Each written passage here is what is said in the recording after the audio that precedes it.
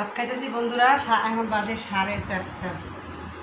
4:30 না 4টা বাজে নেই, শুক্রবারের দিন বাসায় থেকে দেখো আলহামদুলিল্লাহ জুম্মা মুবারক। অবশ্যই দেখো ঘর দুয়ার সব কিছু আজকে দেখো বন্ধুরা কত সুন্দর করে পরিষ্কার করছি, চাদর পাল্টাইছি। সপ্তাহে 2বার চাদর পাল্টাইতে হয়।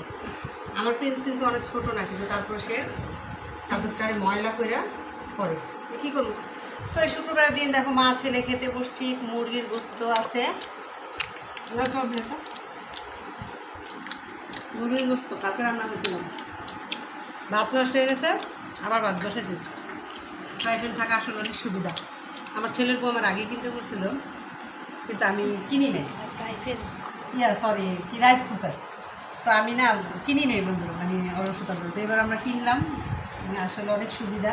ভাত বসা অনেক কাজ করা যায়, ঠিকা দিতে হয় না, বারবার গিয়ে চুলা কমানো বাড়ানোর কোনো মানে অপশন নাই। নিশ্চিন্তে নিজে নিজে হয়ে নিজে নিজে বন্ধ থাকে। আর আমার প্রিন্সও রান্না করতে পারে রাইস কুকারে, বা আলহামদুলিল্লাহ মানে একটু নিশ্চিন্ত। আগে অফিসে দৌড়াদৌড়ি করে চলে যেতাম, দেখা যেত ভাত রান্না করতে পারি না পারি। এখন প্রিন্স শিখেছি, প্রিন্স রান্না করতে পারি। দেখো বন্ধু সব বুঝেছি আজকে আলহামদুলিল্লাহ শুক্রবারের দিন। পরিষ্কার থাকবো আমরা, পরিষ্কার ইমানের অঙ্গ।